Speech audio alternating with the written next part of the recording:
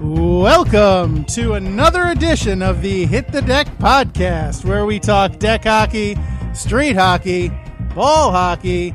It's hockey in sneakers. But hang on. If you guys are really fans of the show, what episode number is this? 69, dudes! Excellent! Yes, indeed. This is episode 69 of the Hit the Deck podcast. However, as James and I are classy gentlemen, there will be no allusions made to activities found in less reputable parts of the internet. I make no such promises about the Miracle Mets, the moon landing, or Bryan Adams. Is that fair, James? Very. All right. Good. I'm glad you approve. We have consensus. And since we already seem to be decking around on this podcast, we might as well segue into our last topic. Yes, sirree. As Gary alluded to before so well, that this is Hit the Deck number 69. It's been me and my buddy in a 69 podcast. It was the podcast, episode 69. All right, I'm done. Yeah, thank you. I completely forgot about the Bryan Adams song. Yeah. And going over some great things about the year 1969, even though I think that came out in 83 or 84 or whatever the case was. But as Mr. Adams said, that it just sounded really cool. And the summer of 69 was so legendary that he might as well just write a song about it. I think he was right, too, because it sounds much better than the summer of 82 or whatever. But yes, right, yeah.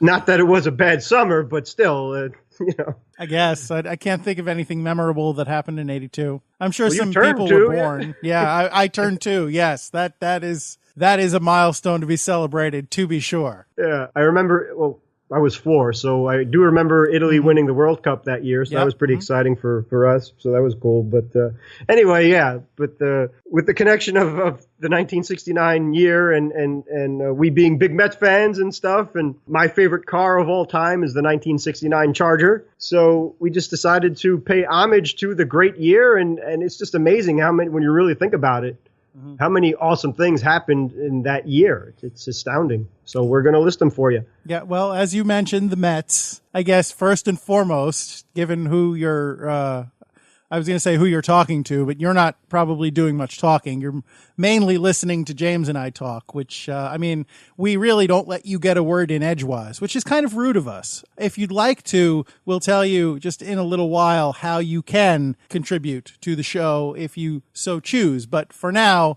you're just going to have to kind of shut up and listen, I guess. No offense.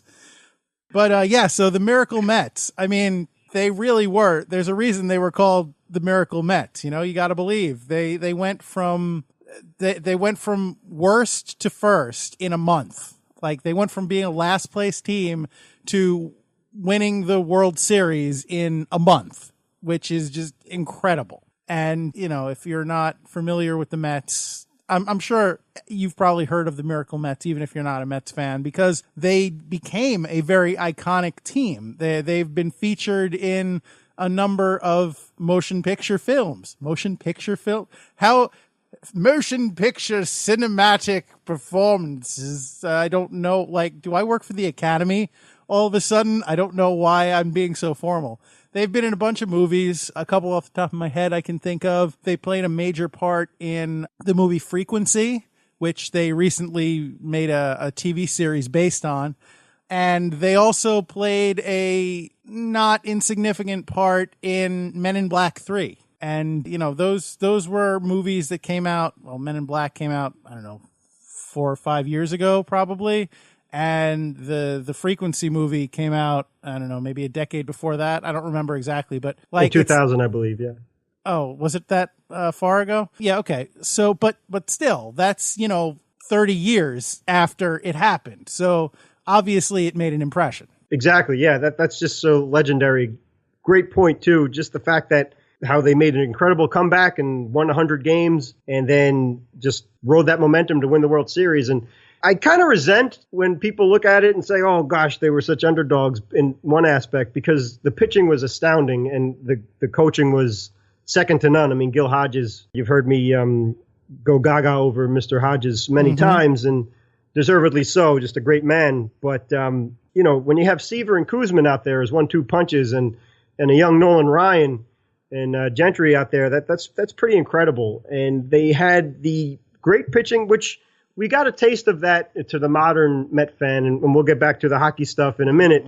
But for the younger generation, with 2015, we had great pitching, but we didn't have that good a defense, and that really, I say we because Mets fans, excuse me, but the Mets didn't have as good a defense, and that's what cost them. On the contrary, in 1969, they had a good offense, but they had excellent defense and outstanding pitching. And to take out the Baltimore Orioles that were just a juggernaut and went on to win the World Series at least one or two more times during that era, if I'm not mistaken. I mean, you look up and down that lineup, they had nothing. And Earl Weaver himself, one of the most legendary managers of all time, but they were just stacked up and down, many Hall of Famers on that team. But exactly, just amazing what they did in one season all by itself, and coming around and winning the World Series and just taking the city and the country by storm. I've lived through this twice now, James. This thing with the Mets where they have supposedly a pitching staff of phenoms that's going to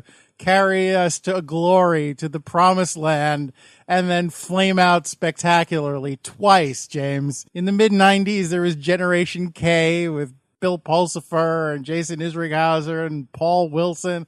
And now, obviously they went nowhere fast. And then now, Harvey and Syndergaard and DeGrom and Wheeler and Murderers Row, and all of them collectively had their arms fall off at the same time. It's like, I'm a Mets fan. All right. So you shouldn't have to share our pain. I'm sorry. We should move on. You and me both, brother. But yeah, getting back to some good accomplishments back in 1969. Yes. In the in 1969, it felt like the Miracle Mets. The fans felt like they went straight to the moon when they won the World Series, and they were in good company because 69 was also the year that NASA first set foot on the moon. And it was one small step for man, one giant leap for this podcast, because it gives us something else for us to talk about and make a meal out of this segment, which is pretty thin on the first glance. Again, we're just celebrating that it's our 69th edition of it. We've stuck around for this long. Yeah. But yeah, again, that's just incredible, especially when you look at the history of the heroes that were involved in the Apollo 11 successful mission going to and from the moon, which is astounding in the worst possible conditions that there could be. And I've heard it said, scientists saying this nowadays, that the amount of technology that was in the Apollo 11 capsule wasn't even nearly as much as in, forget about a cell phone, but not as much technology as in like a digital watch or something. Yeah, or a calculator. Yeah. It's just really absolutely mind-numbing when you think about that, where they actually had physical switches and analog things, and they had to figure things out on their own. It was just unbelievable, and using the gravity and rotation of the moon and the Earth, and unbelievable. So you're talking almost 50 years ago. Yeah, I mean, you think about the time. Like back then, the iPhone 10 that Apple just rolled out for $1 million. You think about the capabilities of that piece of technology, and in order to replicate that amount of processing power in the 1969, they would probably require an entire floor of a building to house all the computer equipment with the magnetic tape reel to reels and the vacuum tubes and whatever else they used in order to actually physically replicate what we can do now with microchips. And it's just insane. It's crazy. And they didn't have a room or a floor full of space for the space capsule. They had a tiny tiny area that was, I don't know, maybe the size of your bathroom if, you have a small bathroom. And they had to fit not only all the computer stuff, but they also had to fit the 3 crew members and the physical hardware that was keeping them alive. To tie it into hockey, do you think it was about the size of a penalty box? Well, I've never been in a penalty box, James, because I am a classy player. And also goalies don't go in the box. But we are a privileged breed, my friend. But yeah, that's probably a fair comparison. It probably is not much bigger than a penalty box. All right, cool. And that's it's just what we, and by we I mean mankind. I don't mean James and I, but what we are able to accomplish is just if you take a step back and look at it, sometimes it's mind-boggling what the human mind can achieve when they're put to the task. Exactly right. And that's one good thing about healthy competition. And the other thing, too, is that I think, what was it? Maybe it was the, 1960 or very early 60s when President Kennedy laid down the gauntlet for Ask NASA. not what you can do for your... No, wait, that's not it. Ask not what your country can do for you. Ask what you can do for your country. Yeah, that's right. That's what he said. Thank you, sir. Yeah, sure. He laid down the challenge for NASA to get a man or men on the moon before the decade was out, and they did. And absolutely amazing. And just like Gary said, to put it in perspective, the technology was like, compared to nowadays, it was like sticks and bear skins, It was really amazing. Really. It really is. It's, it's a testament to good old ingenuity and hard work. And, good on them. Unless you're one of these moon landing deniers who think that they filmed it all in a studio. In which case, I don't know what to tell you. Did you see the Mythbusters episode when they completely proved that it was real? I did. It was without a shadow. Yeah. Okay, just making sure. But exactly right. You know what's a crime, really? It's or not literally a crime, but a sin, that the tapes, the original film reels that they took that footage from the moon with, are lost. They've just been lost to history. And all we are left with is the tapes of the downlink that the networks got to broadcast, which is a much, much lower quality than the actual film that was taken on the moon. Oh, wow, man. Yeah. Mm-hmm. They just, nobody knows what happened to them. They're just gone. I wouldn't be surprised if it's some jealous Russian guy that holds a grudge, maybe. Yeah, either that or, funding was tight at NASA and they just wrote over them for, they can do that with magnetic tape. You can't do that with film. So I retract that statement. I don't know what I'm talking about. Okay, well, I'm sticking with my conspiracies. All right. Yeah, I'm down with that. Thank you. Honestly, they're probably like in the vault of some Russian oligarch or some like African ivory trader or something. Yeah, right. Hey, check out my treasure. You ain't kidding, man. With the lost masterpieces and the Fabergé eggs that went missing and all that stuff. There you go.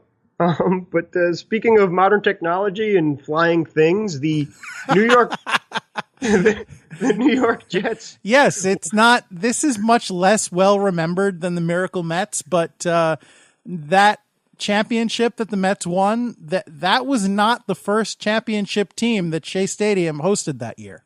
Very good point. You're absolutely right. The New York Jets. Yeah, prior to the Mets winning the World Series in 1969, the Jets, who also played at Shea Stadium, won Super Bowl III. Yes, sir. And I believe it was the day before my father's birthday, too. So he being a huge Jet fan, that was one heck of a present. So we're still waiting for another one. But I kind of don't really care about the NFL right now. I mean, some of their players have really shown their true silliness and ignorance. And I'm glad the Jets stink this year because my dad and I just aren't watching on principle. But anyway, back in 1969, they had a real league and they put the AFC on the map. And Broadway Joe Namath will love you forever, man. And that defense was astounding as well. Yeah. So that was pretty amazing. But exactly, great point. Shea Stadium was the home of champions, and long live Shea. But anyway, wait, hang on a second. I want to savor that sentence for a second, because I don't know if anyone's ever said it before, and I don't know if anyone will ever say it again. Shea Stadium was the home of champions. Okay, carry on. All right. Getting back to the hockey point of view, and thank you for bearing with us, everybody, if you're still sticking around. Some of the 1968-1969 NHL season highlights. Going into that season, no player had ever scored 100 points before, but after that season, 3 players did. Led by Phil Esposito of the Bruins, he had 49 goals and 77 assists for a new record at that time of 126 points. Of course, Mr. Gretzky took care of that. Bobby Hull was second, but he had then the record for most goals in a season at 58. Again, Mr. Gretzky. And then Gordie Howe ended up third with 103 points. So he was just 4 points off of Bobby Hull. So that was pretty amazing in nice. The season for the NHL. Over in pop culture, and again, Gary and I have shown our love of the Beatles. They played the Apple Records building, on top of the Apple Records building, which is legendary and one of the coolest things ever to happen in music. Of course, the Beatles were always at the fore of that. And the album Abbey Road was released as well in 1969. Mm-hmm. Yeah, which is, of course, a classic album for, so many great hits. And speaking of streets... Yeah, there you go. I wonder if they play Abbey Road hockey to conquer cancer. Another street I'm thinking of, though, that's a great idea. Something premiered in 1969, which is right up your alley. 1969 also saw the premiere of Sesame Street, which, and I don't know if they play Sesame Street hockey. I think I would like to see that, although nowadays they'd probably shove Elmo down our throats, and Elmo's an all-star. Cookie Monster would probably eat the puck. Yeah, right. It reminds him of, he's like Veggie Monster now. He eats, he likes cookies, but he also, they're part of a balanced meal. So he also eats fruits and vegetables. So he'd probably think it was an orange or something. I mean, he'd eat it because he eats anything. He'd probably eat the sticks and the helmets too if you gave him the opportunity. My sister likes to say he has pica, but anyway. So yeah, Oscar would be poo-pooing every play and heckling people from his can. Big Bird, I don't see him being very good, honestly. He's very tall, but he's not very fast, and he doesn't react quickly. So sounds like a great ref. Mm-hmm. I think Bert and Ernie would probably be decent at it. Bert would be okay. He'd probably be a defenseman or something, and Ernie would definitely be a forward, but he would mess around a lot, and he would he'd be doing like trick plays and hiding on the bench, and he'd mess around just as much as he would score. But he probably would score because he seems like the kind of guy with that sneaky talent that comes out of nowhere and you underestimate him. But how about Grover? Would you go Super Grover or regular Grover? Regular Grover, definitely, because Super Grover always seems to get his helmet stuck over his head. Or get tangled up in his cape, or regular Grover at least is occasionally competent. This is an excellent assessment. Honestly, I think I would make Telly the referee. Ah, good one, very good. Telly Monster, yeah, okay. He's my choice for referee. I don't think Snuffleupagus, but maybe Snuffy could be the goalie. I'd make Snuffy a goalie. So he's not imaginary anymore. No, he's legit. He has a family. Okay. Oh, he does? Yep. Okay, that's good for him. Mm-hmm. Yep. Mother, father, little sister. He's pretty real. Okay. May I have a recommendation if they were to do play-by-play? I have a great guy who could do play-by-play for Go ahead. Sesame Street Hockey. Guy Smiley. Yes, Guy Smiley. And I think Kermit the Frog would be the sideline reporter. Oh yes. Oh, I can't. Sorry about that. Yeah, I can't forget Kermit. I forgot he was the only guy that was able to do both, right? Yeah, Sesame I think Street and he was Muppets? the only one that crossed over. I think. Yes. Okay. All right. So that's really special. So maybe Guy could be the color guy or something. As long no, I think Kermit is like the he's the Pierre Maguire of the Sesame Street Hockey League. I think he's between the benches. It's, hi ho, Kermit the Frog here. I would not want the two-headed monster anywhere near this game. If I'm being honest. I see nothing good coming from that. The Count, obviously, he's, I think the Count is probably the color guy. Oh, you wouldn't put him as the scorekeeper? I think he would get carried away. One shot, 2 shots, 3 shots, and every time, they'd have to call the game for Thunder and Lightning because he just, How about if he's going to announce the last minute of play? 1 minute remaining. 59, 58, 57. Yeah, that would also, with the penchant for counting on Sesame Street, it's that could be dangerous. I want to see this. I really want to see this bad. Yeah. In the, what is it? Christmas Eve on Sesame Street, it opens, it's not hockey, but it opens with them ice skating at a skating rink. So they're halfway there, really. Oh boy. Yeah. So, and then they take the subway home.